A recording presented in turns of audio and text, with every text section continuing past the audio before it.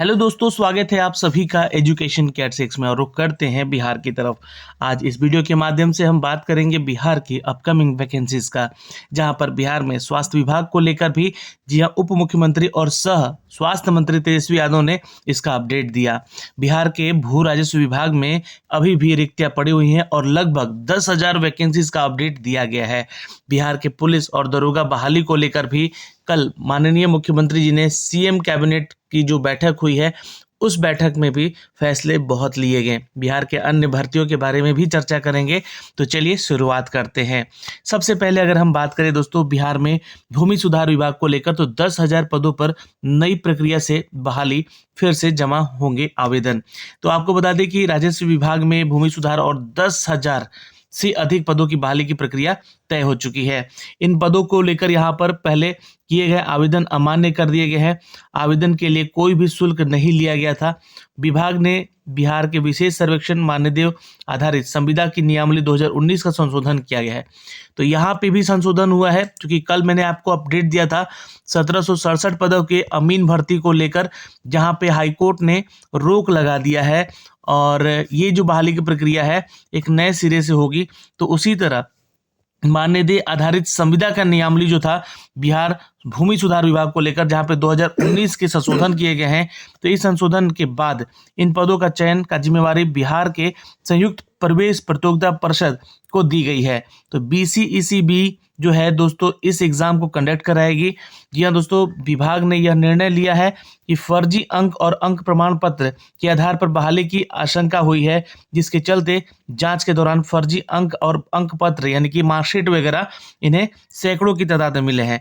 तो ऐसे अभ्यर्थियों को ना चुनते हुए यहाँ पर नियमावली में संशोधन किया जाए और परिषद के लिए आवेदन मंगाए गए हैं। लिखित परीक्षा के आधार पर अब आपका मेरिट बनेगा और मेरिट लिस्ट बनने पर आपका फिर इंटरव्यू भी यहाँ पे रखा जाएगा। तो ये इस बहाली की प्रक्रिया का यह सिलेक्शन प्रोसीजर होगा। चयन में पदवार जितने भी होंगे, कुल रिक्ति के 50% तक की प्रतीक्षा सूची का भी प्रावधान किया गया है। यानी कि सपोज मान लीजिए कि अगर 10,000 की वैकेंसी निकलती है, तो इनमें से अगर सिलेक्शन मान लीजिए कि 5,000 लोगों का होता है, तो बाकी 5,000 लोगों का जो है यहाँ पर वेटिंग लिस्ट भी यहाँ पे दिया जाएगा। सर्वेक्षण पूरा होते ही यहाँ पे होने के बाद यह पद भी समाप्त हो जाएंगे और नियमावली के पद के साथ साथ न्यूनतम योग्यता की भी निर्धारण किए गए हैं। विशेष सर्वेक्षण सहायक बंदोबस्त पदाधिकारी के लिए सिविल इंजीनियरिंग के स्नातक और 2 वर्ष तक अनुभव अनिवार्य होगा और विशेष सर्वेक्षण कानूनगो के लिए सिविल इंजीनियरिंग के डिप्लोमा और 2 वर्ष का कार्य अनुभव अनिवार्य होगा। तो ये आपका रिक्रूटमेंट प्रोसेस है, जिसका सिलेक्शन क्राइटेरिया बताया जा रहा है। विशेष सर्वेक्षण अमीन की बात कर लें तो सिविल इंजीनियरिंग में डिप्लोमा और सामान्य अमीन के लिए किसी मान्यता प्राप्त से ITI से सर्वेयर ट्रेड 2 वर्षीय कोर्स का प्रमाण पत्र देना अनिवार्य होगा। तो अब देखिए यहाँ पे 2 चीजें हैं। कल की जो वैकेंसीज का अपडेट था यहाँ पे, जो कि अमीन बहाली को लेकर है, जहाँ पे 1767 पदों की बहाली की प्रक्रिया निकाली गई थी, उसको हाईकोर्ट ने आदेश दिया है कि अब 12वीं पास छात्र ही इसको आवेदन करेगा। ठीक है, और वो भी बहाली की प्रक्रिया जो है आपका भूमि सुधार विभाग की तरफ से दिया गया था।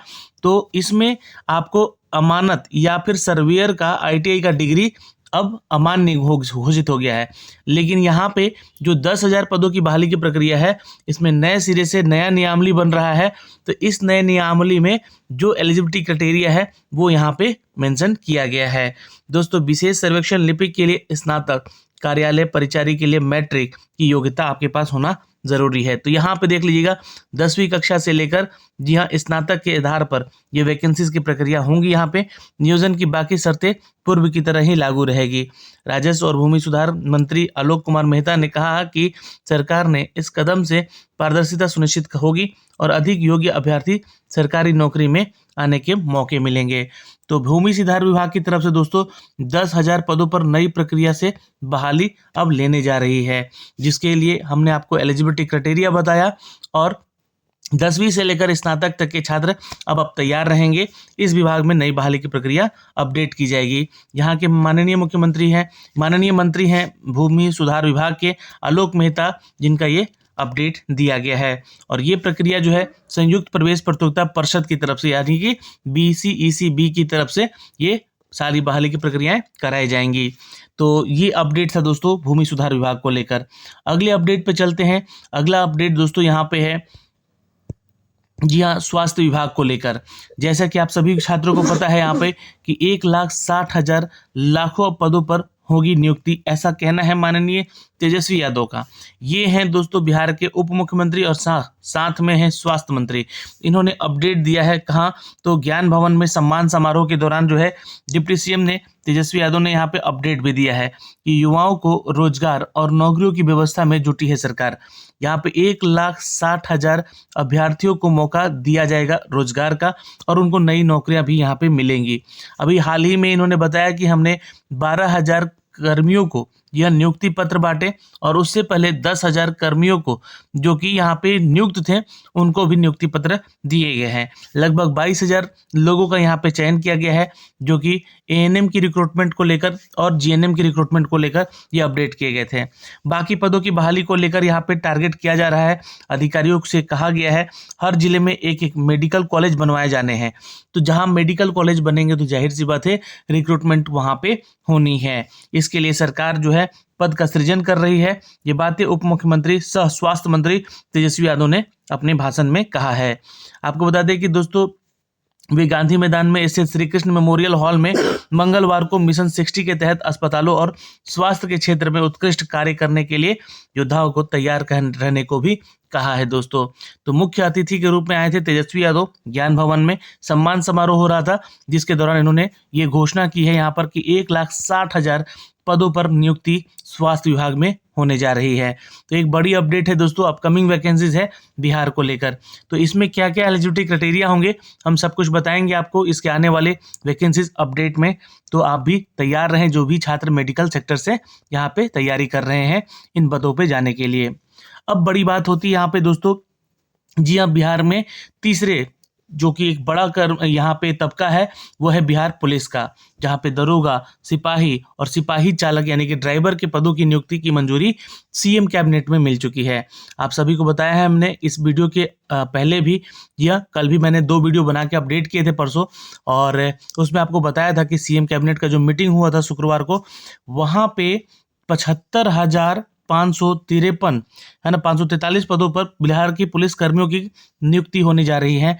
मुख्यमंत्री नीतीश कुमार की अध्यक्षता में मंगलवार को कैबिनेट की बैठक हुई है जहां पे दरोगा, सिपाही और चालक के पदों पर नई बहाली की प्रक्रियाओं पे मुहर भी लग चुकी है।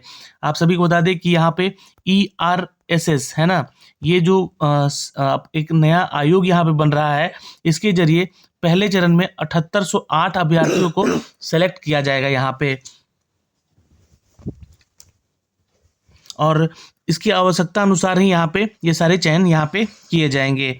उसके अलावा दोस्तों आपको बता दें कि दूसरे चरण में 19,288 लोगों की नियुक्ति यहाँ पे होगी जिसमें कि ये सारे प्रोसेस होंगे। अब यहाँ पे जो आपका क्राइटेरिया होगा वो भी 12वीं पास छात्रों को होगा जो कि आवेदन कर सकेंगे।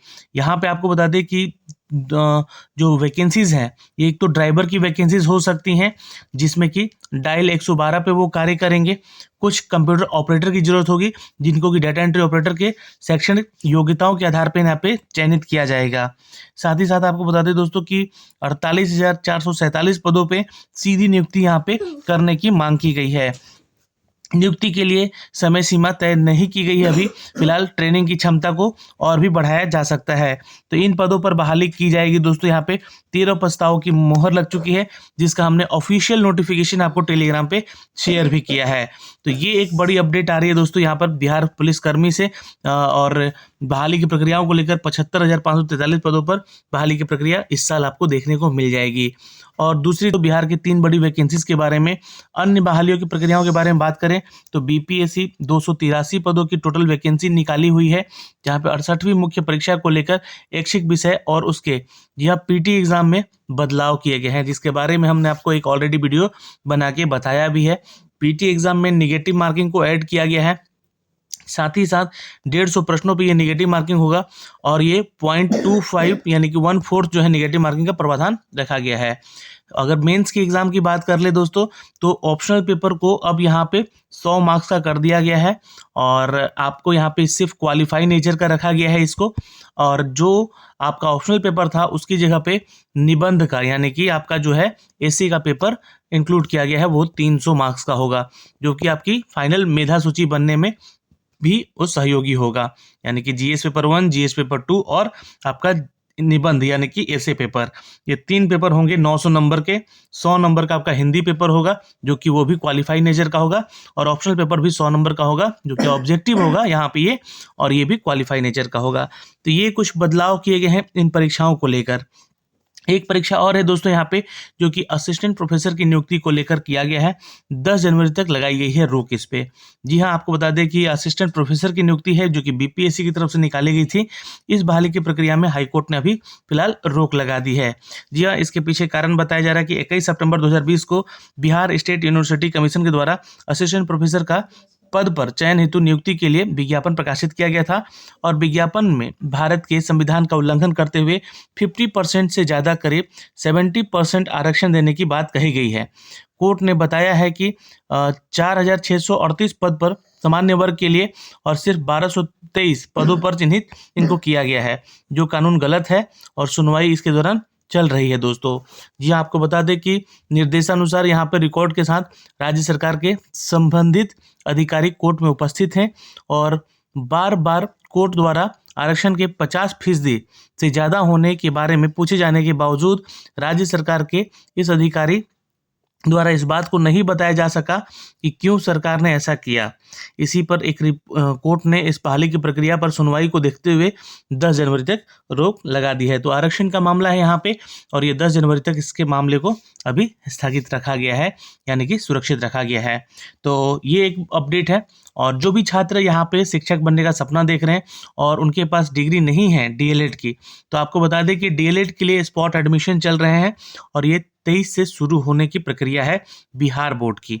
बिहार विद्यालय परीक्षा समिति ने डीएलएड की रिक्त सीटों को लेकर एडमिशन की तिथि जारी कर दी है, जो कि 23 से लेकर 30 दिसंबर तक ये होगी।